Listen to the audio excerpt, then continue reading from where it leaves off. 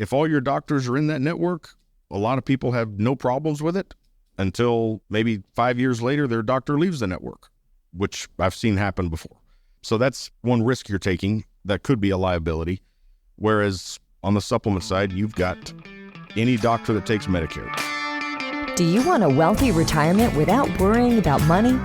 Welcome to the Retire in Texas podcast, where you will discover how to enjoy your faith, your family, and your freedom in the state of Texas. And now, here's your host, financial advisor, author, and all-around good Texan, Darryl Lyons. Hey, this is Darryl Lyons, CEO and co-founder of PAX Financial Group, and you're listening to Retire in Texas. This information is general in nature only. It's not intended to provide specific investment, tax, or legal advice. Visit paxfinancialgroup.com for more information and click on the Contact Us button. You'll connect with an advisor for 15 minutes. They have a heart of a teacher, so if you're just seeing if we're a good fit, that's the best way to do it. There's also some ebooks on there you might want to grab. A lot of people like the faith-based investing ebook just to kind of get a cursory view of what that looks like. Okay, so today I'm actually going to do an interview with one of the partners here at PAX. He's been here for a very long time, really at the very beginning of PAX. Many of y'all know him, Justin Elliott. He really focuses on that insurance space. And as a subsector of that insurance space, the health insurance. And so I wanted to get a lay of the land there. So Justin, welcome. Thank you. Good to be here. Y'all probably heard his voice or met him before, but I'm going to jump right into it. I'm going to land the helicopter and get more detailed and granular, but let's start at the very top. Can you just make sure people know what the difference is between Medicare and Medicaid? That's a good question, and I really wish for all these years the government didn't spell these things exactly alike minus two letters, because it's a very common, even if they know what they're talking about, the lingo just gets wrong sometimes. Yeah. Very simply, Medicare is a federal program for people age 65 and over and for people with certain disabilities and conditions that are under 65. That's Medicare. And Medicaid is not age-based in any way, and it is strictly based on income. It provides additional medical care and support for people at or below the poverty level. That's it? That's a high-level description right there. Those are the big differences. And then the other question that we get a lot, staying on that Medicare arena, not Medicaid, a lot of people ask, what are the Medicare supplements? And then how are those different from Medicare Advantage plans? Some of you guys aren't 65 that are listening, but it's actually good because if you have parents, you'll want to know this stuff and maybe even pass this along to your parents, because this question here alone is probably one of the number one questions we get at PAX in general when somebody's turning 65. So either tune in or pass this along because this is an important answer. What is the difference between Medicare supplements and the Medicare Advantage plans? So once again, they might sound alike, but they're two totally different animals. But the point of both of them is to help fill in the gaps of Medicare Part A and B. Medicare supplements, also called Medigap. Okay, wait. Medigap and Medicare supplements. Identical. Okay. Yes. So you'll see sometimes they word them differently, but they're both government-used verbiage to describe both of them. Okay. So those are the traditional way of filling in those gaps of Medicare. Overall, as a general rule of thumb with some deductibles and some co-insurance, if you just have Medicare A and B, that's going to cover roughly 80% of your risk, minus prescription drugs. So the supplements fill that in. And the other 20%? That's right. More or less, yeah. Yep. It'll cover the deductibles, the co-insurance, and you will have next to no out-of-pocket exposure. Very convenient, works well. You can go to any doctor that takes Medicare. Okay. Very simple, very easy to use. If Medicare accepts the charges, the supplement pays every time. Okay. You'll never fight with an insurance company because the only reason they wouldn't pay their 20% is because Medicare denied the claim overall. At this point, after 50 plus years of Medicare, doctors, hospitals, they know what Medicare will and won't do. I can count on probably less than one hand how many Medicare claim issues I've heard from our customers over the years. They just rarely happen under this strategy. I would concur. We haven't had any complaints about that. Yeah. So that's Medicare supplements and that's Medicare Gap. Correct. Medigap and Medicare supplements, same thing. So the other one is the Medicare Advantage. Right. That's a little bit newer animal. They were approved by Congress and came into being in the early 2000s as just another option for Medicare beneficiaries to fill in those gaps. And what that does, what makes it different, most people don't know this. When you join an Advantage plan, you are literally getting off of Medicare, even though you're still going to pay your Part B premium to CMS, to Medicare. You're still going to pay them. The standard rate for people who aren't high income earners is currently $160 and change. And that goes up with inflation by a few bucks. Per month. Yes, that's per month. And that's deducted from your Social Security check. Yes, assuming you're taking your Social Security, or you can pay it directly. Yeah. Right. So that happens no matter what. You will still pay your Part B premium. The difference is that the Advantage plan now takes you off of Medicare, and for every person, when you sign up for a Medicare Advantage plan, the government's paying them roughly $1,000 per month for every person they sign up. Paying who?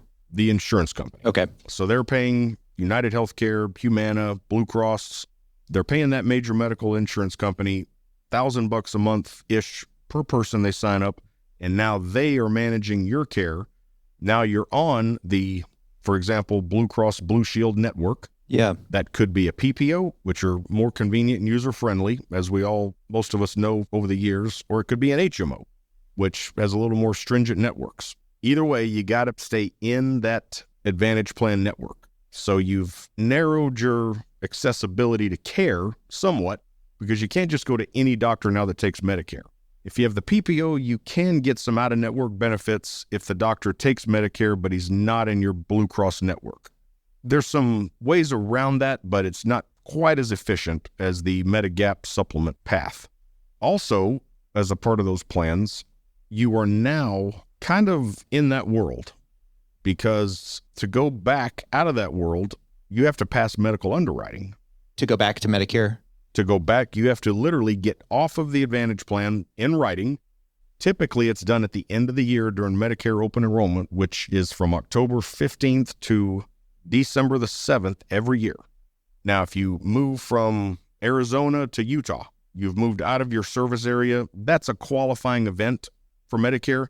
That allows you to actually, now you can shop for a supplement and you could get a guaranteed issue policy, regardless of your health. That doesn't happen to most people. So if you're in good health and nothing crazy has happened, you can go back and you can enroll in a Medicare supplement and apply for it. Now it's just like applying for any insurance. When you first get on Medicare, there is no medical underwriting on the Medigap supplement side. So that's an important thing that everybody should know, is that initial time when you're on, you got free reign to go whichever route you want that is best for you. The quote-unquote advantage to the Advantage plans is that a lot of them, most of them, cost zero. That's what I was going to say. I was going to ask you about the cost difference. And that is what really draws citizens and Medicare beneficiaries to those plans.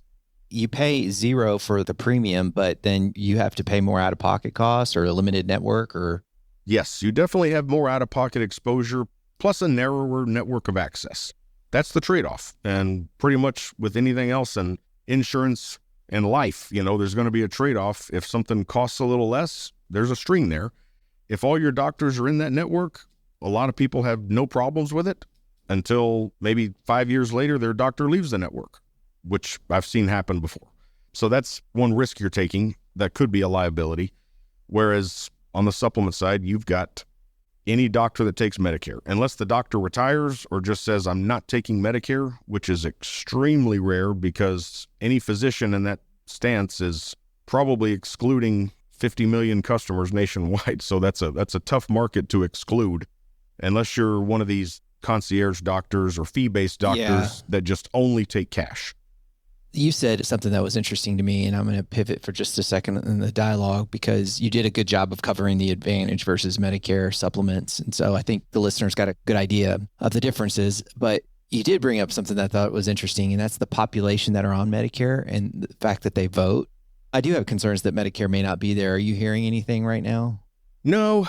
If I was to just guess, my non-political expert guess would probably be that I'd probably be a little more worried about major Social Security changes in the near future than Medicare. Okay. Because of the voting block? Or? Well, they're probably the same voting block, if I had to guess, but numbers that we consistently see on reporting and treasuries and everything else that's going on and the solvency of both of the funds, it seems like the Social Security fund is in a little more immediate jeopardy than the Medicare fund.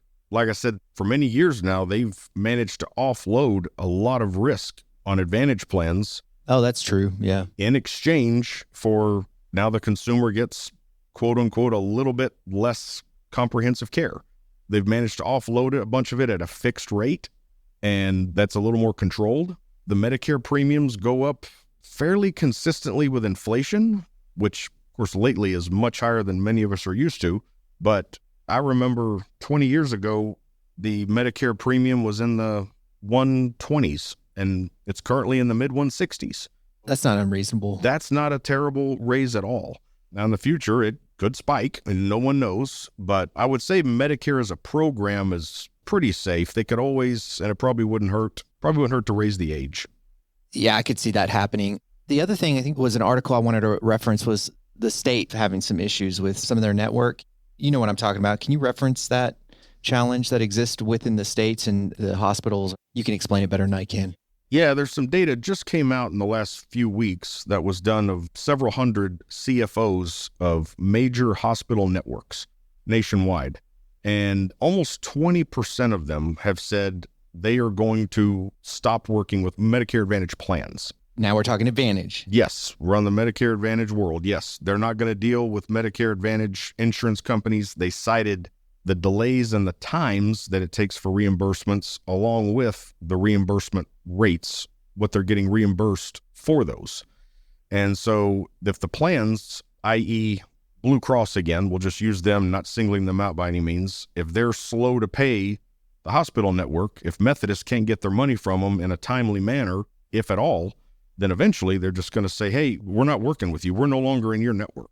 That would be hard. I mean, I'm sure they'll have a transitionary period, but that would be really hard if you had to go to the hospital and all of a sudden you find out this doesn't work anymore. For sure. Yeah. Luckily, here in our backyard in Central Texas, there's nothing like that happening immediately. We're good for now.